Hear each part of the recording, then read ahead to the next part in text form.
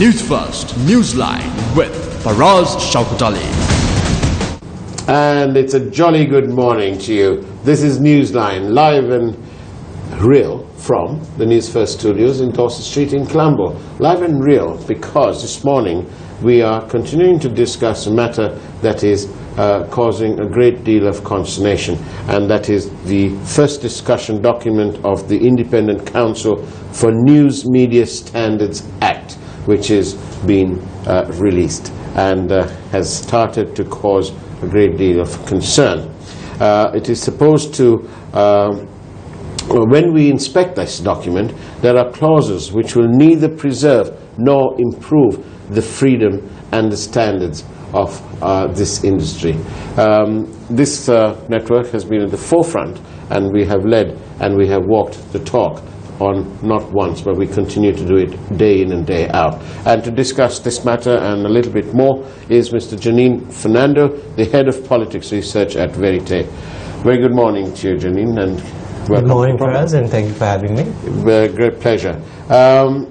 This News Media Standards Act purports to preserve the freedom of the news media and to maintain and improve the professional standards of news media in Sri Lanka. Good, noble venture? So I think, theoretically you can say that there's nothing wrong with, having some sort of rules or regulations around media. Yeah. But I think when you look at this particular bill and the Sri Lankan national context, you do identify some problems. So this is not to say that Sri Lanka has had no issues with media ethics whatsoever. We see there are occasional problems. So for example, I know some of my colleagues have worked on a platform called Ethics Eye, which looks at the print media, and you do find issues. For example, you have photographs of rape victims or murder victims being regularly published, and this contravenes even the local industry standards which they sort of have agreed to self-regulate on. Yeah. But while you do have, you will have these sort of occasional issues with media ethics, I think this bill sort of primarily poses two problems.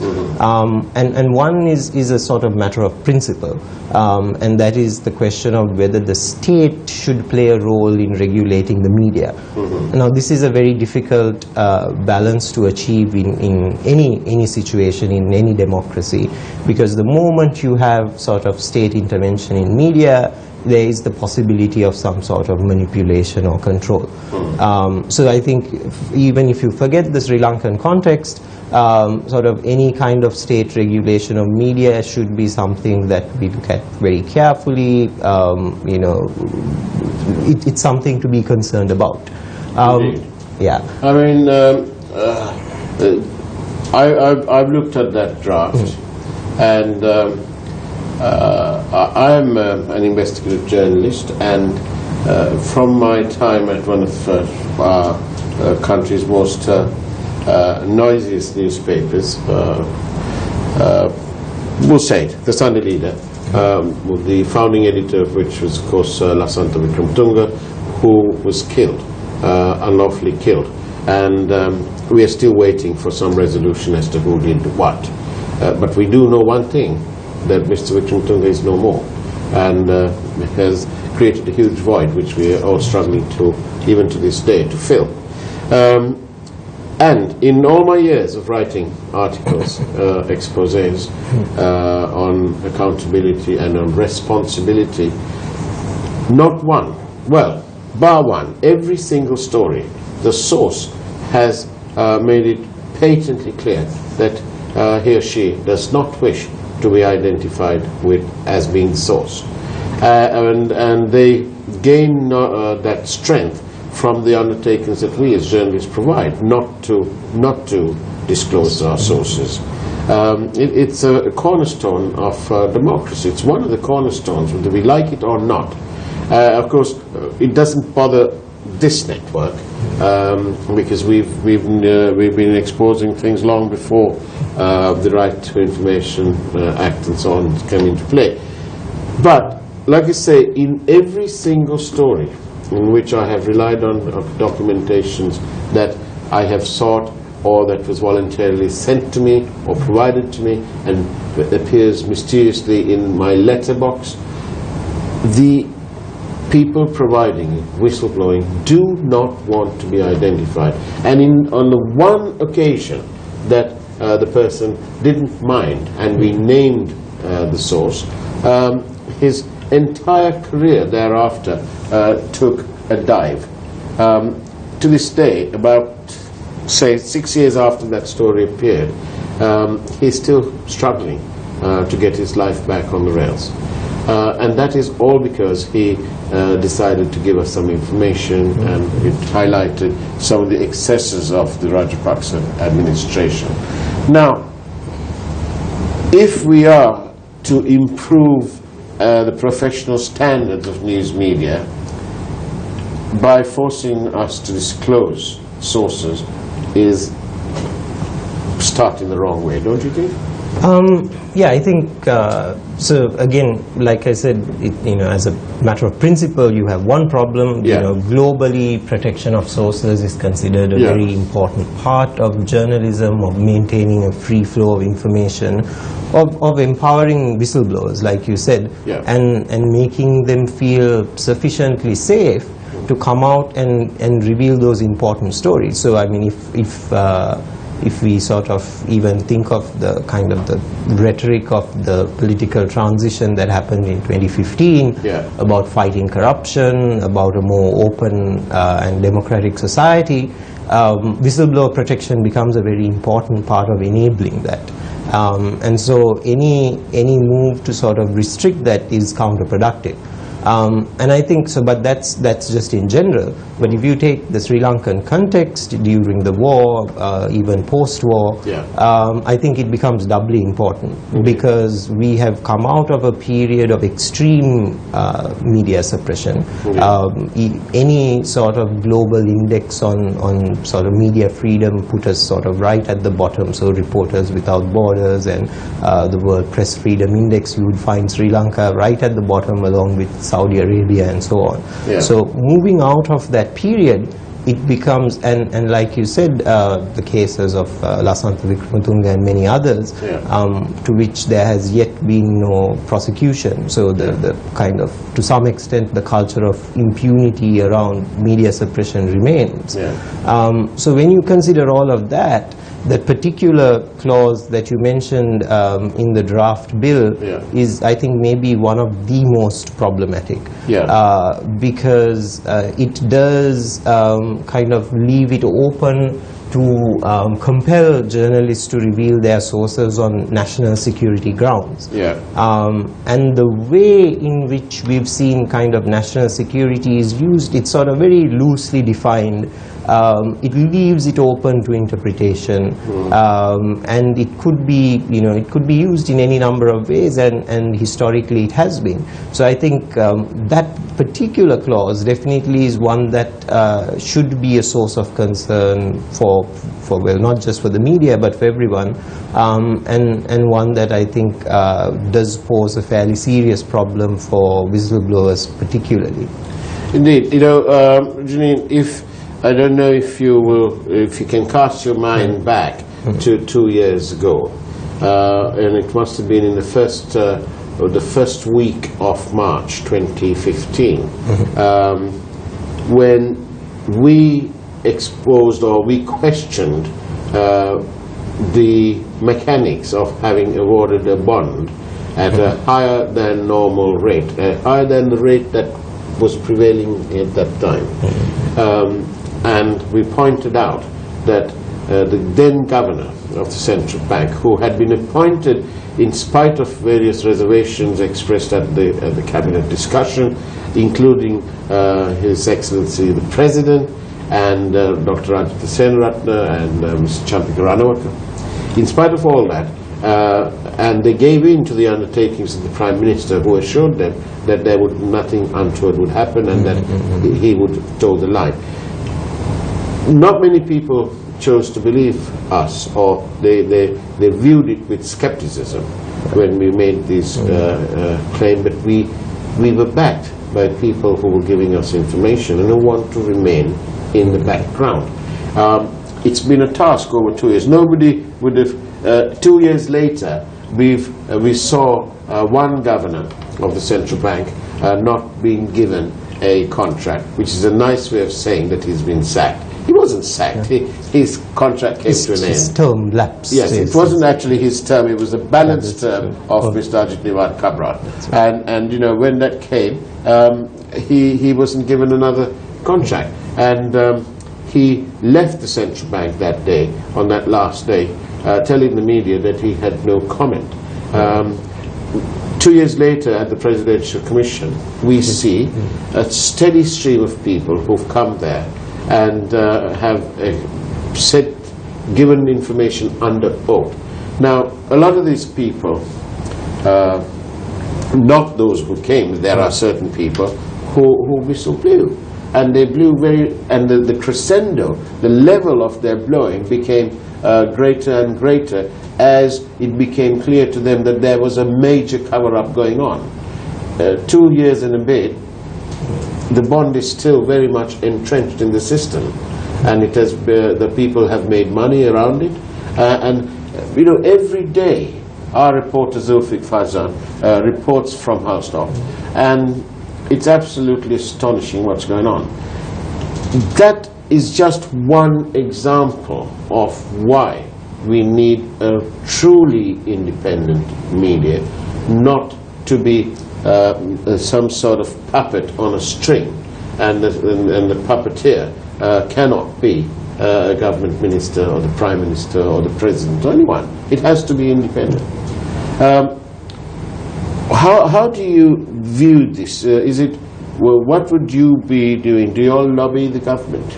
No, as a research organization, we don't lobby the government, right. But I mean, we will do our research and present findings. That we don't really function as an advocacy organization. Right. But I think, you know, this particular one is a fairly straightforward point. Yeah. The one on whistleblower protection, like you said. Yeah. You know, there are countless cases, and just like you mentioned, even at your time at the Leader, Yeah. it would be, you know, it's almost inconceivable as to how investigative journalism can work without whistleblower protection. So, and I think this government has made some positive steps with the Right to Information Act in making information more open. Yeah. You know, whistleblower protection becomes another one of those pillars, Yeah. which should be maintained for the purpose of media freedom and like you said, the role of the media in actually having a better democracy. So we refer to the media as the fourth estate for that very reason. Yeah.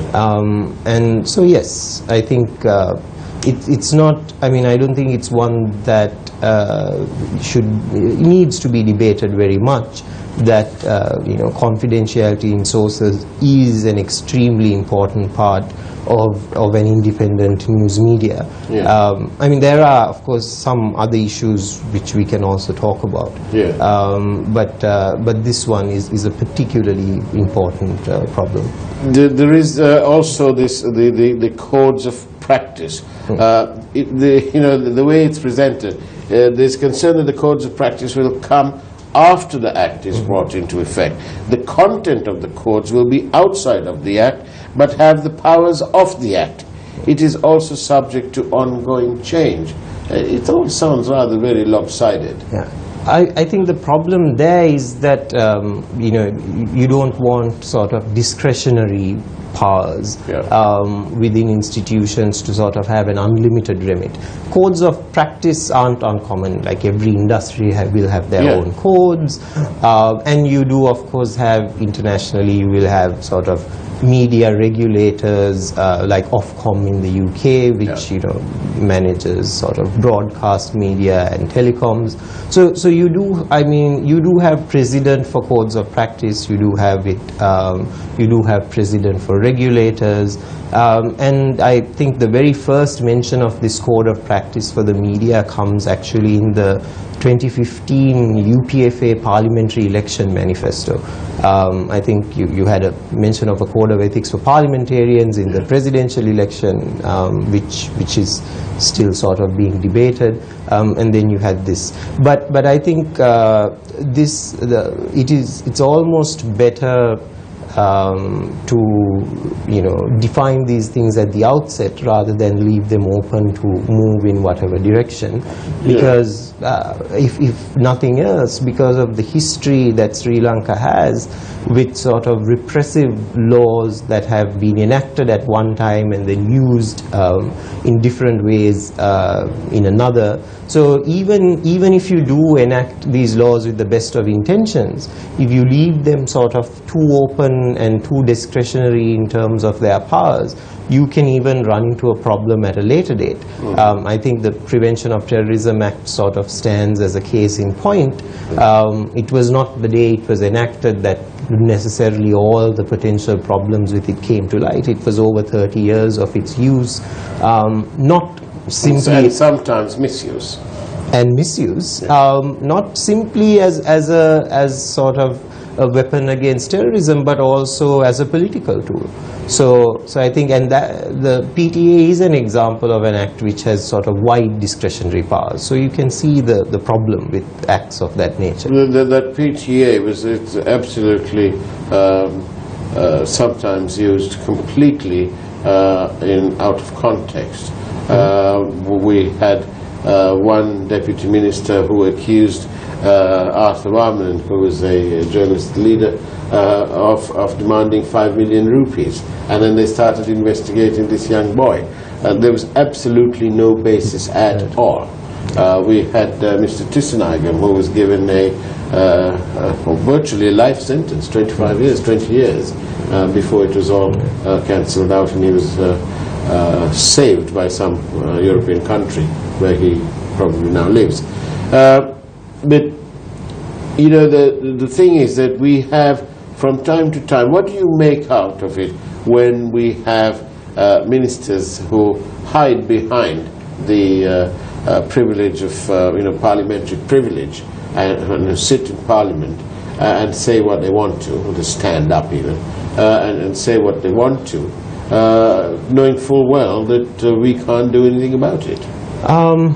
So, of course, if parliamentarians choose to sort of abuse that privilege, it is a problem. But just like media freedom, parliamentary privilege also has in it inbuilt sort of important democratic component, and that is that even as an opposition parliamentarian, you can't be sort of penalized even by a government for what you say in Parliament. So it gives that democratic protection for free speech.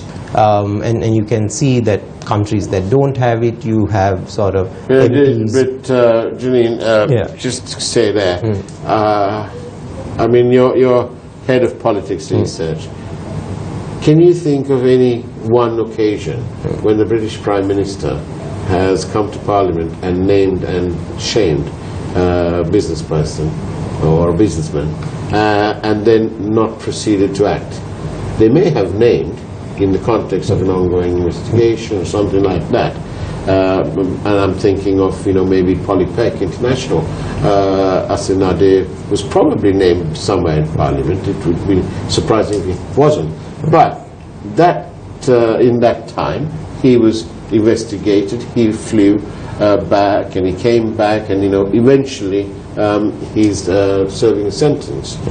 But here, in our country, we've had our Prime Minister in this Parliament who's come in there and named various people and promised investigations into them, and nothing's happened.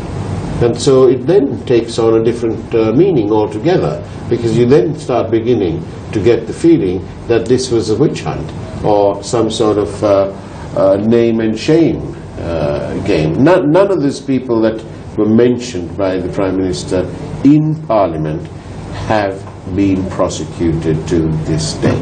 And that's, if we can fact check what I've just said. So how isn't that a form of intimidation? So I think, like you said, I mean, investigations have generally been slow across the board. It was a core promise of the incoming government after January 8th. Yeah. So I think it's a different concern, but definitely parliamentary privilege should be something that's used with discretion. But I think it's a little difficult to comment not knowing whether these investigations have taken off or not. Well, from a reasonable point of view, we don't need to know too many details. Just the cursory following of the news, either the print or television, radio, will elicit the information that not a single one of a person in power and who enjoyed power and privilege in the previous administration have been brought. Has there been a conclusion to a trial? We have various people who are undergoing that process now, not many, but a few. But none of these have been finished. It's 2 years plus now. So creating a sense of frustration. Talking about sort of intimidation, there are other forms of intimidation, including plain lies.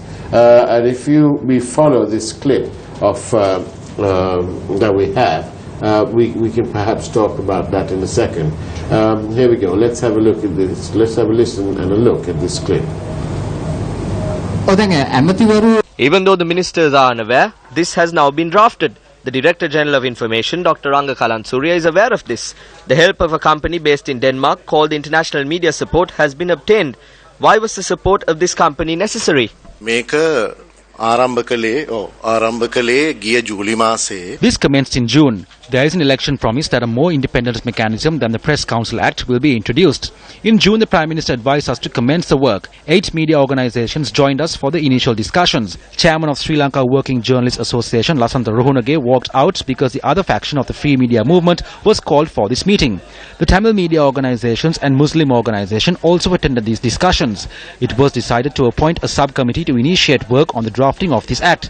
Sita Ranjani from the Free Media Movement, Upali Arambavela, Dharamsiri Lanka Peli and M.N. Amin got involved in this subcommittee. The committee then decided that services of Vijayananda Jayavira, who has retired from the UNESCO, should be obtained.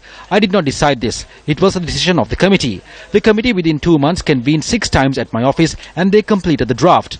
Minister Gayantha forwarded the draft made by this committee for the approval of the cabinet in November last year. This was announced at the cabinet meeting. The approval was to receive the opinion of the public. We received 125 responses. Journalists from your organization came to us confidentially. They met the minister and provided their opinion regarding this. They said they want to remain anonymous since they might have problems from the company. We compiled the second draft and we made a request from Dr. Pradeep Veerasinghe of the Organization for National Media Development.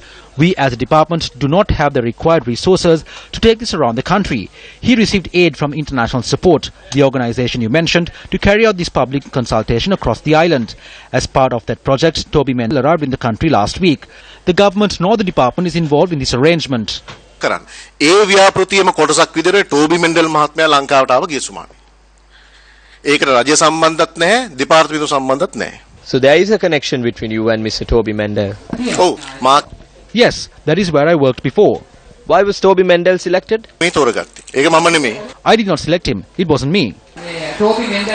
You have selected both Mr. Toby Mendel and Pradeep N. Veerasinghe for the drafting. On what basis were they selected? පදනමක් නැහැ. There was no basis. The draft was made by the subcommittee that I mentioned. The committee comprised of 5 Sri Lankans, including Vijayananda Jayavira. We can obtain the advice of any other specialist. We will accept what you have to say as well when it comes to enacting this or not. They did not draft this. No. පෙටුමක් කළේ නැහැ කිසි කෙනෙක්. And there you are.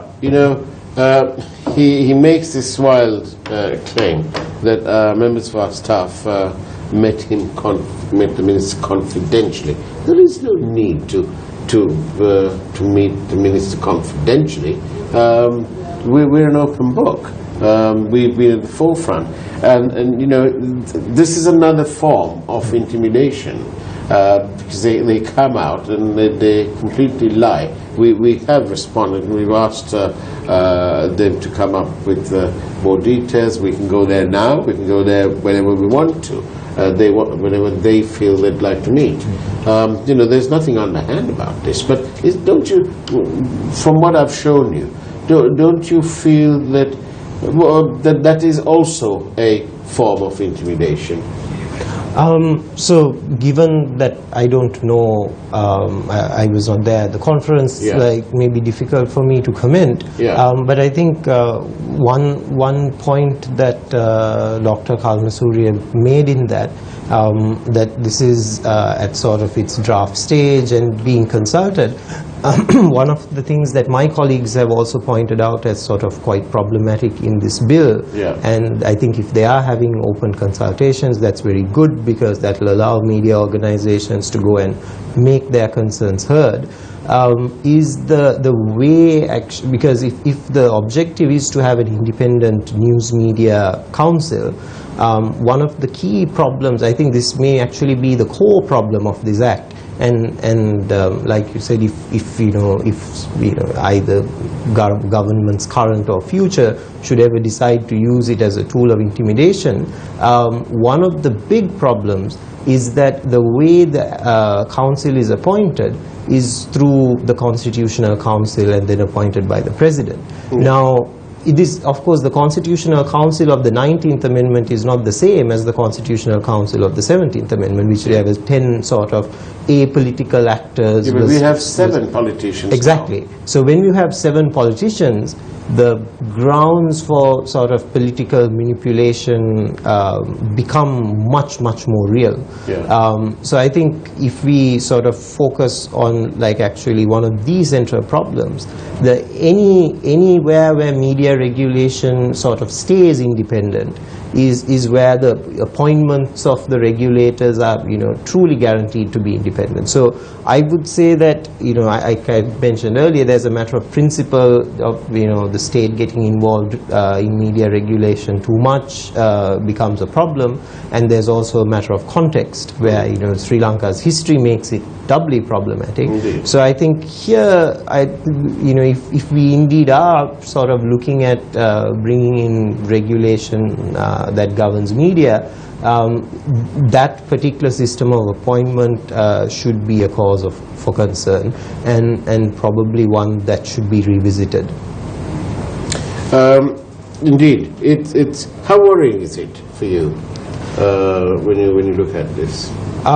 So I think on the positive side, this act has not yet come to Parliament. So and the way in which, say for example, the Right to Information Act and those consultations happened, we actually saw a significant improvement from the original act to the final, and it was widely celebrated as actually being one of the most strong formulations of RTI anywhere in the world, and that came as a result of people actually going and advocating their concerns directly and fighting for those clauses to be included. But on the downside, I think the overall formulation of this act is something that's problematic, because it is unclear as to how political discretion can be kept out of it. So it does become then a matter of discretion. So I think I always, when you study politics, you feel it's better to trust sort of clear laws than the benevolence of people.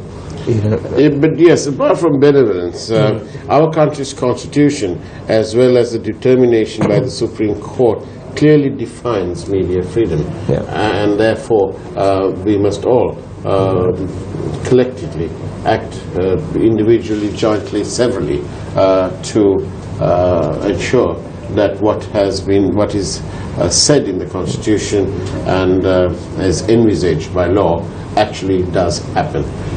Janine Fernando, thank you very much for being on Newsline. Thank you. It's been a pleasure having you, and that's about it from Newsline. We'll see you same time, same place tomorrow morning. Take care. God bless.